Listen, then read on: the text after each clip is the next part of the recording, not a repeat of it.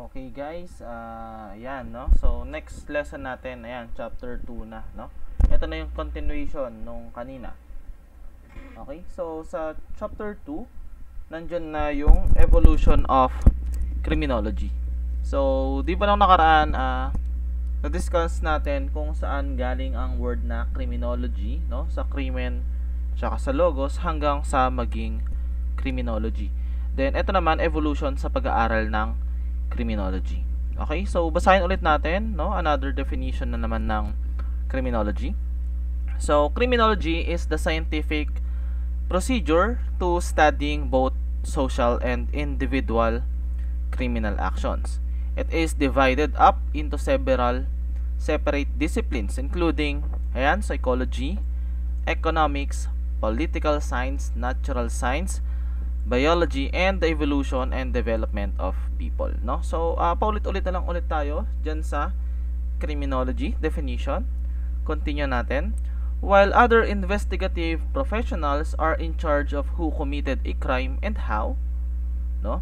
So, yung ibang investigative professional, yung ibang professional na nag-iimbestiga, so, sila yung in charge kung sino, para malaman kung sino yung gumawa ng krimen.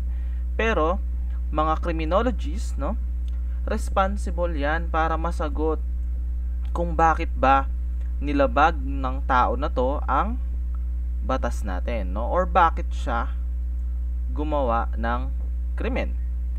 So, the field of study has a long, no, napakahaba, napakalawak na ng history ng criminology, and sa pagdaan ng panahon, napakaraming bagay na ang nagbago.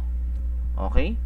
Then, sa chapter na to, no, ayan, chapter presents, no, pinapakita dito yung evolution of criminology as field of study and as a profession. Okay? So, criminology as the field of study muna tayo. So, ayan, crime causation and doctrines on criminal responsibility and the study of criminology underwent developmental stage. So, hindi naman nung pagka-create ng criminology hanggang ngayon, wala nang pagbabago. Kumbaga, unti-unting naayos, no? Nag-develop din ang pag-aaral ng criminology. Then, sabi rito, criminal codes or yung mga batas, nag-exist na yan thousand of years ago pa. Pero yung problema na dulot ng krimen, tsaka yung problema pala na dulot ng krimen, matagal nang nare-recognize yan, no? Or matagal nang kilala, matagal nang alam, no, nung 1,000 years ago pa. Pero kapag ka scientific study of crimes and criminals, recent lang yan, no? Bago lang. Okay? Then, hence, criminology truly began in Europe between late 1700 to 1800. So, kaya daw kino-consider na late 1700s tsaka early 1800s lang daw talaga nagbigan sa Europe ang criminology. Okay? So, meron tayo guys, no, sa pag-aaral ng criminology, meron tayong tinatawag na school of thoughts in criminology. Okay? So, eto yung isa sa mga sample, or narito, mababanggit natin sila, no? First is classical school of criminology, no? Ang founders niyan were theorists, no? Theorists sila ng crime and punishment. So, nandyan si Sir Beccaria and si Jeremy Bentham. Okay? So, all the torture was taking place all over the continent, no? So, noong unang panahon kasi guys, no, yung puro torture, pagpapahirap, no, dun sa mga nauhuli nila para umamin, yan talaga yung ginagawa. Pag may nahuling gumawa ng krimen, papaaminin yan, no? Paano? Sasaktan. Okay? So, para makakuha ng confession and testimony. Pero, ang classical school daw, naniniwala na mali ang pag-torture, no? So, sabi kasi natin, kapag ka tinorture ang isang tao, paulit-ulit na sinaktan yan, no? Hanggang sa hindi na niya kaya yung sakit na nararamdaman niya, kahit hindi yan yung gumawa ng krimen, aaminin na lang niya na siya yung gumawa ng krimen para mahinto na yung sakit na nararanasan niya or natatanggap niya. Okay? Ganun daw, no? Kaya nga sa panahon natin ngayon, 'di ba? Bawal na yung pananakit na 'yan. Bawal, pero kahit paano or by the book bawal, pero in reality meron at meron pa rin. Pero nandyan naman na yung human rights para umalalay dun sa mga yan. Okay? So wait lang guys, may maingay, no? Teka lang. Okay guys, so pasensya na, continue tayo, no? Accordingly, crimes are committed through free will. Okay, so ano ba yung sinasabing free will dyan sa classical, no? Ang sinasabi kasi guys sa free will, no? Yung tao daw, alam kung ano yung ginagawa nila, no? Kapag gumawa daw ng krimen ng isang tao, alam niya yan, no? So, kaya kinakailangan siyang maparusahan. So, yun yung sinasabi dito sa classical criminology about sa free will. Okay? So, walang exemption, no? Basta gumawa ka ng bagay or gumawa ka ng krimen, alam mo daw yan. Okay? Then, those consequences should be strong enough to deter other people from the crime and should be harsher than the criminal gain. So, dito rin kasi guys pumapasok yung tinatawag nating plain and pleasure principle. Kapag gagawa daw ng krimen ang isang tao, nagtitimbang muna yan, no? Tinitimbang niya kung ano yung magigain or makukuha niya pag gumawa siya ng krimen and ano yung parusa na naghihintay sa kanya.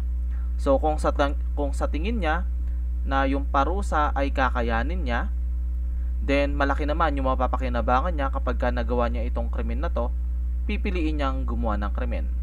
Pero kung nakikita naman niya na napakahigpit or napakahirap ng parusang naghihintay kaysa dun sa maliit na bagay na makukuha niya pag gumawa siya ng krimen, hindi na lang siya gagawa ng krimen. So, ganun daw yun. Okay? So, kaya sinasabi dito na dapat yung parusa na naghihintay sa paggawa ng krimen ay mas mabigat, no? Para hindi na gumawa pa ng krimen ang mga tao. Sabi pa rito, they did explain that the criminal justice system drastically needed to be modernized and improved. Sinabi rin nilang dalawa na kinakailangan maging makabago na, no? At ma-improve ang criminal justice system nung panahon na yon. Okay? At that time, criminal justice included painful torture. Sabi ko nga, yung pagpapahirap, no? Nandyan yung stretching. Ano ba tong stretching? Yung literal ba na mag-stretch ka bago ka mag-exercise? Hindi. Or bago ka mag-basketball or kung ano? Hindi yon guys, no? Yung stretching is, ito yung ginawa kay Lapu-Lapu, yung dun sa movie, na kung saan hinatak siya ng mga kalabaw ba yon? Kung di ako nagkakamali, parang ganon. Okay? So, yon, no? Torture yon. Then, crushing, yung dinudurog sila, no? Pinagpapapalo ng kung ano. Then, sinasaksak or stabbing. Okay? The classical school aimed to improve the system partly by limiting or eliminating the torture. So, ang classical school, hinahangad nila na ma-improve, no? Yung criminal justice system. Sa paanong pamaraan daw, no? Sa pamamagitan ng paglimita or pagtanggal ng mga torture na nangyayari. At dahil daw dito na namarkahan ang pagsisimula ng magandang progreso pagdating sa criminal justice system natin. Okay? So, next natin yung tinatawag nating Neo-Classical School of Thought. So, followed, no? Sinundan naman nila yung classical school. Pero, may mga binago sila. Una, o kaya yung isa doon. Ano ba yung isa doon? Sabi rito, yung sa way down ng pag-iisip ng mga tao, sinasabi rito na may kinalaman ang behavior, no? Sinasuggest na ang tao kaya nakakagawa ng krimen dahil sa behavior na meron sila. And also, may mga pagkakataon na nagiging irrational or hindi nakakapag-isip ng tama ang mga tao kaya nakakagawa ng krimen. 'Di ba?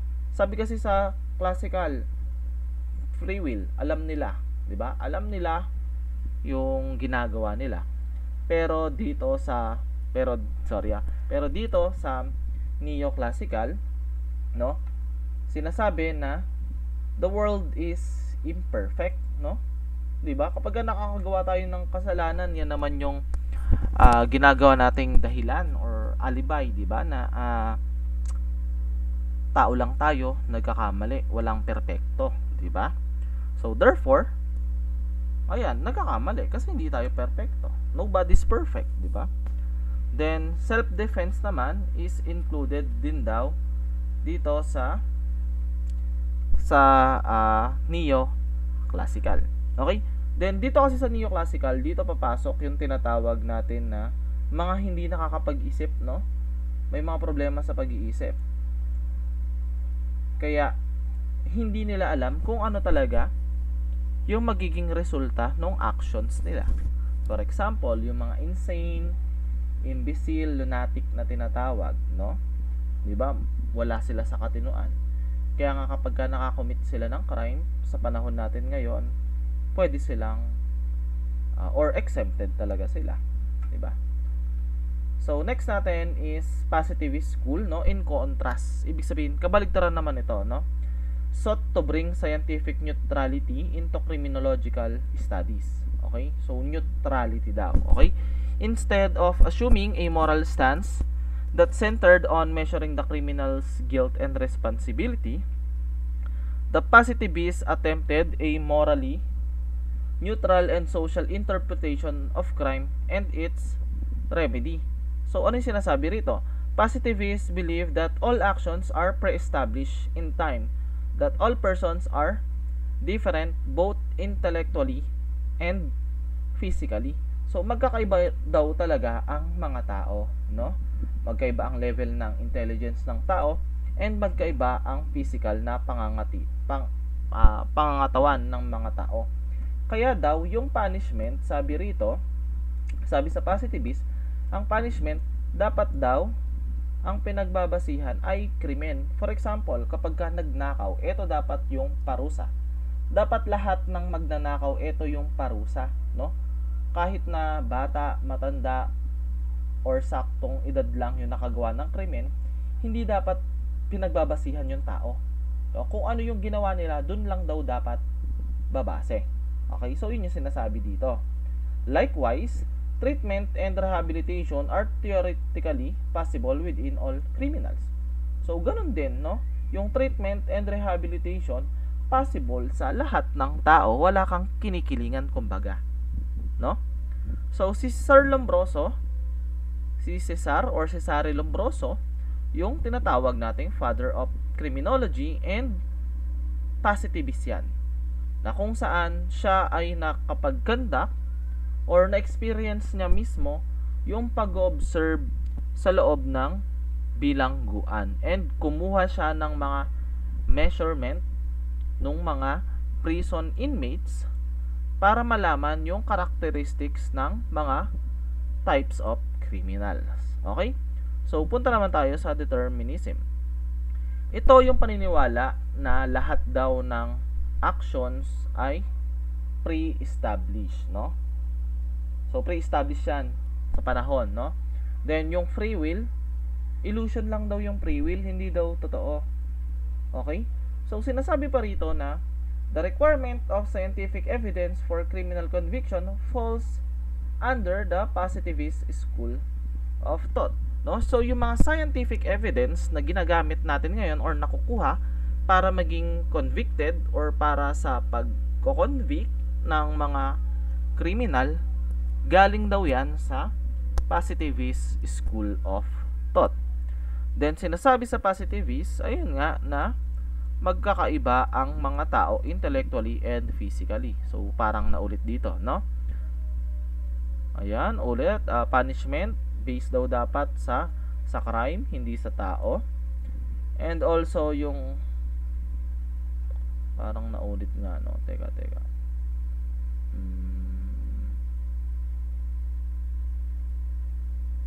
Okay, sige, lampasan na natin yung sa tingin ko na naulit, no? Okay. So, yan. Punta na tayo sa 1920s, no? So, si Robert E. Park, Ernest Burgess, then tama, yung dalawa, no? Pinresent nila yung kanilang Chicago School of Thought sa pamamagitan ng University of Chicago. Okay? So, the study related criminology to sociology. Nirelate nila yung pag-aaral nila sa sociology, na kung saan nag-provide sila ng mga research. Okay? So, transition where people tend to be more criminally active than other. Base dun sa pag-aaral nila, parang mas criminally active daw yung mga tao kaysa sa iba. Okay? Then also, dahil sa pag-add nila kay Henry Mackay and Clifford Shaw's research, lalo na tumutukoy sa juvenile delinquents yung research nito, a new social ecology study was developed, kasi dati hindi naman napag-aaralan itong juvenile delinquents. Kumbaga hindi ito sinasama sa usapan before. Pero dahil ito yung tinarget ni Mackay tsaka ni Shaws, kumbaga nadagdag yan sa social ecology. Okay? Then, the Chicago School of Thought determined that crimes tend to be taught by older criminals whom people may be associated with either personally or professionally. So, kaya daw nakakakomit ng crime ang isang tao, sabi nila, kasi nga tinuturo yan ng mga older criminals, no? Kumbaga, tong mga criminal na to, 'di ba? Sa halip na manahimik na sila, no? Kumbaga, nilalaganap talaga nila yung kriminalidad. Tinuturuan pa nila yung ibang tao paano maging criminal. Maaaring personal na kilala nila yan, kaya nila tinuturuan, o kaya naman naging kagrupo nila, katrabaho, tinuturuan nila. Okay? Then, meron tayong tinatawag na contemporary criminology. So, similar daw yan sa hedonistic theory, na kung saan napipigilan daw ng tao yung mga emotions and yung mga kilos nila according or ayon sa incentive manipulation na tinatawag. So, ang incentive manipulation is isa ito dun sa mga nagiging motibo ng mga tao. Criminology today includes categorizing criminal motives. Ayan, tinutukoy na or kinakategorize na natin yung mga criminals motives, no? Kung instrumental ba yan, instrumental motivation or expressive motivation ba. Okay, so pag i-discuss natin ano ba yung pinagkaiba ng dalawa na yan. Pag sinabi nating instrumental motivation, ibig sabihin ito yung motivation ng tao na kung saan may incentive siyang nakukuha, no? Ibig sabihin kaya niya ginawa itong pagpatay, for example, hindi naman dahil makikinabang siya or wala siyang personal interest or personal gain kapag namatay yung tao. Pero dahil babayaran siya para patayin itong tao na to, kaya niya ginawa, no? May motivation, kumbaga may tangible benefit, which is yung money, no? Which is money yung nakuha niya, kaya niya ginawa yung krimen, no? Yun yung instrumental motivation. May magigain siya na material na bagay kapag ginawa niya yung krimen. Okay? Then, yung expressive motivation naman, no? Kakaiba yan sa instrumental. Kumbaga, gumagawa siya ng krimen out of emotion naman, no? For example, nagsiselos ka, kaya mo napatay ito dahil inagaw yung girlfriend mo or asawa mo. 'Di ba? So, nakagawa ka ng krimen ng pagpatay out of emotion. Okay? Personal gain. Wala kang makukuha na tangible benefit. Okay? O kaya naman, the crime itself is the desired result. Yung mismong pagpatay, yun yung gusto mong maging resulta. Unlike dun sa instrumental motivation, ang gusto mong maging resulta is makakuha ka ng pera, kaya mo pinatay yung tao na yon. Okay? Then, sinasabi rito na common feelings for expressive motivation. Ito yung mga kadalasang feelings na nararamdaman ng tao kaya sila nakakagawa ng krimen through expressive motivation.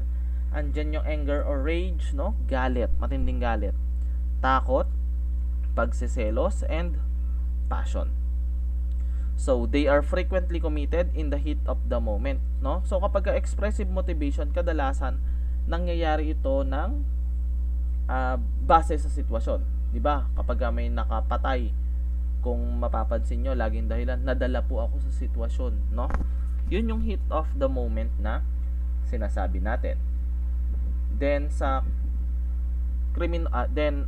criminology combines social action data such with criminal activity to understand motive and determine appropriate consequences.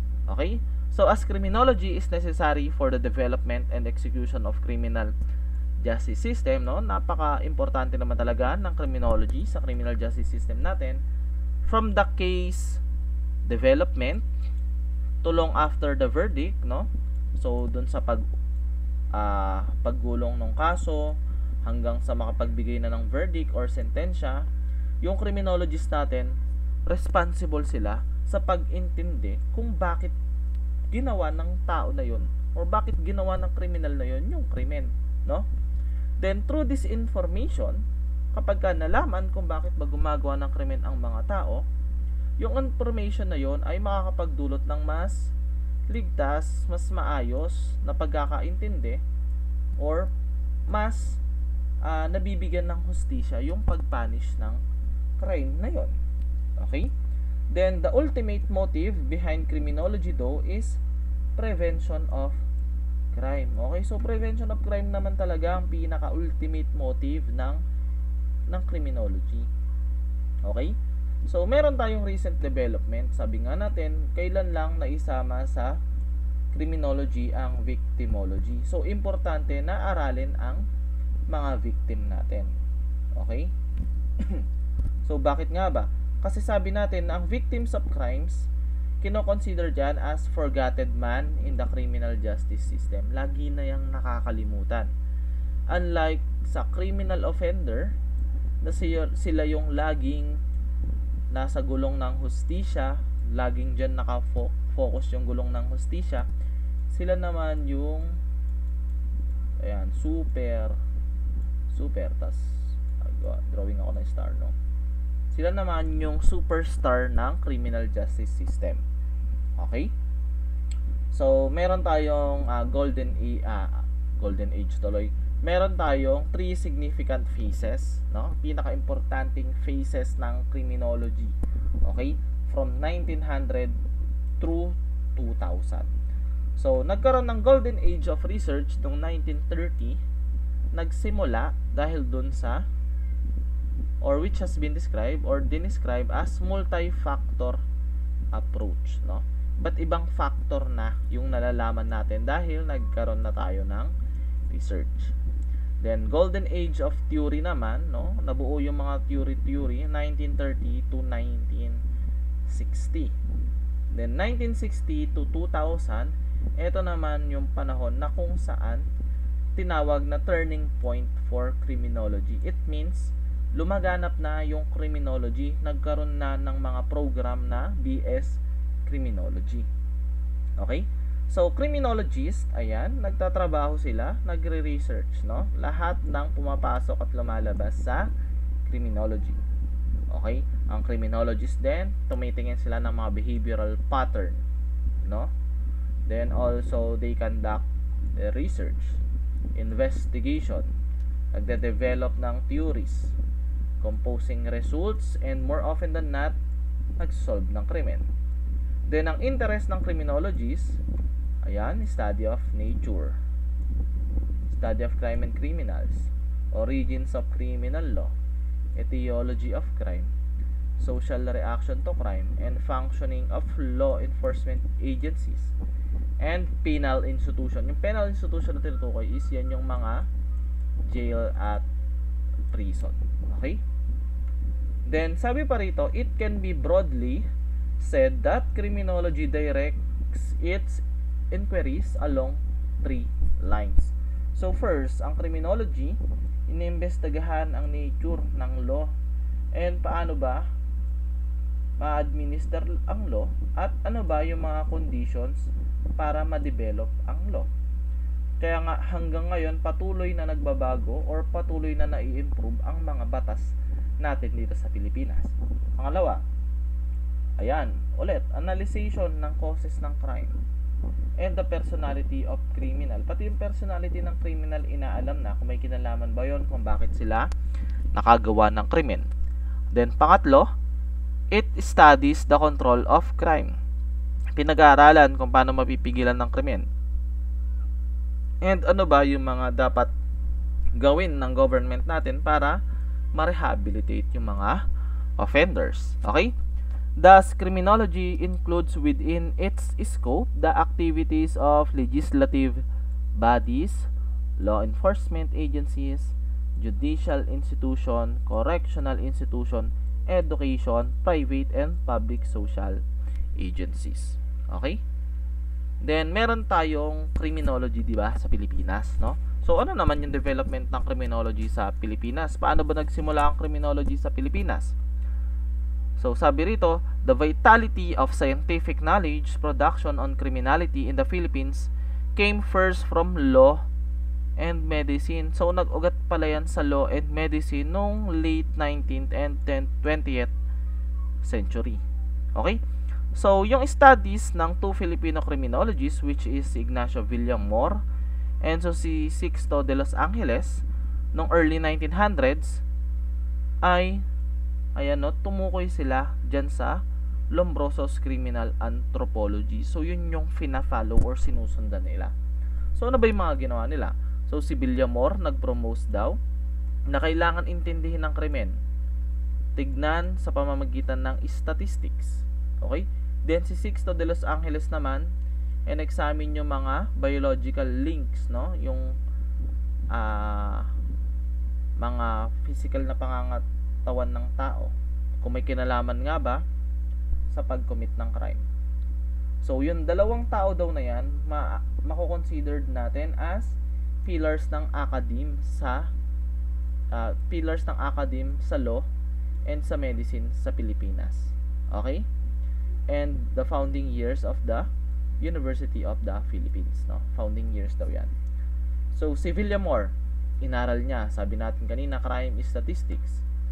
Tapos, inutusan niya yung sa pag-collect and preservation ng mga records na yan nung naging Attorney General siya at Director ng Bureau of Census, no? So, sa mga statistics to, Bureau of Census, sa populations, ganyan. So, using crime records, noong 1903 to 1918, nakapaggawa siya ng aklat or libro niya na La Criminalidad en las Islas Pilipinas and Crime and Moral Education. Okay? So, tinuring niya na ang krimen ay isang resulta ng mga social factors gaya ng cultural, religious superstition, and kakulungan sa edukasyon. And also, physical factors, yung atavistic stigmata ni Lombroso. Then, si Villamor din daw, no? Na-recognize niya yung trabaho ni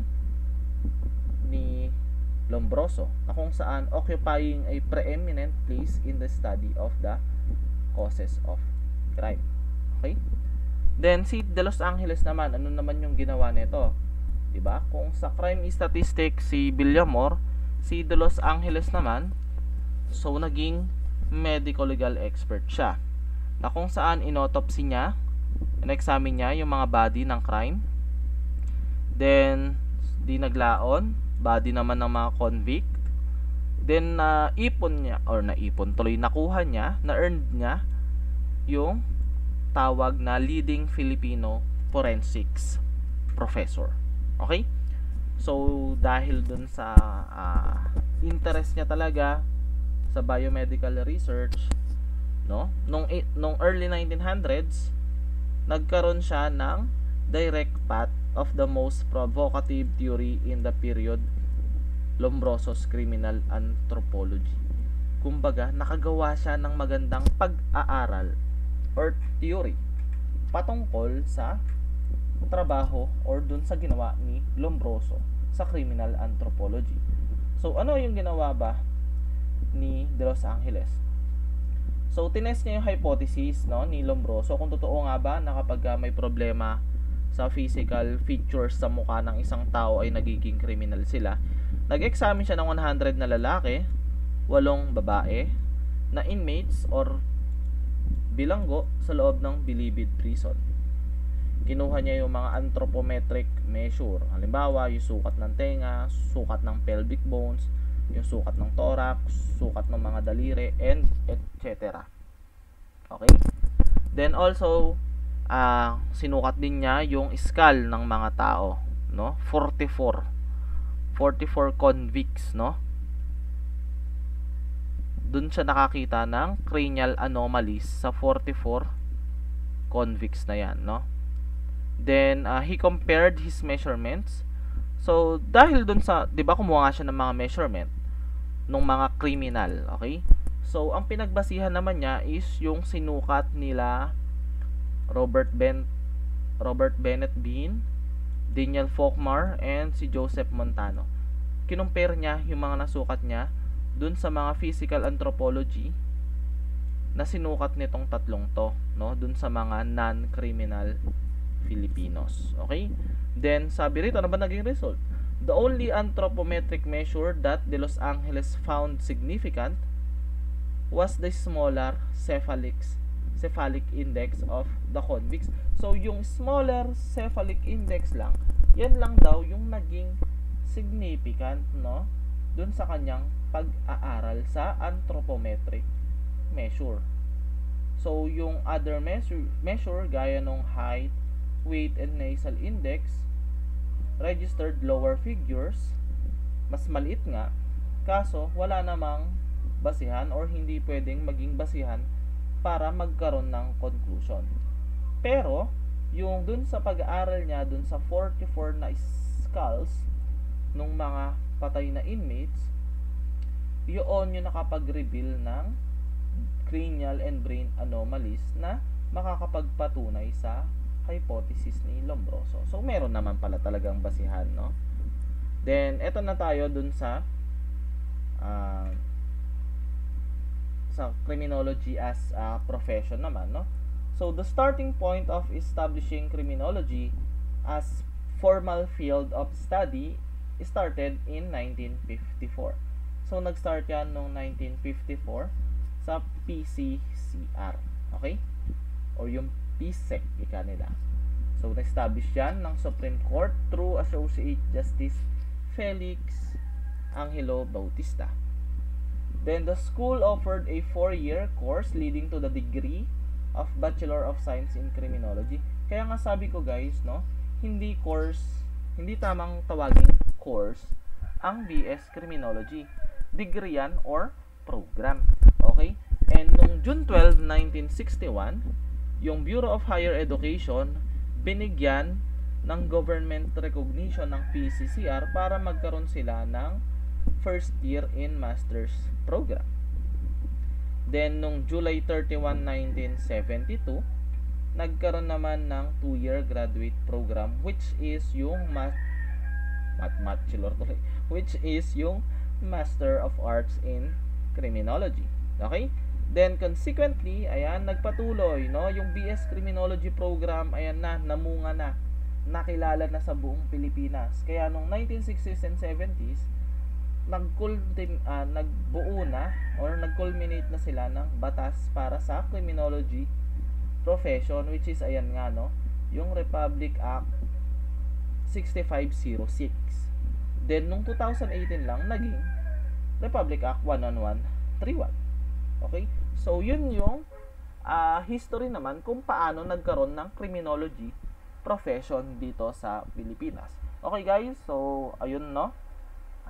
Yun yung magiging coverage nung ating prelim examination next week.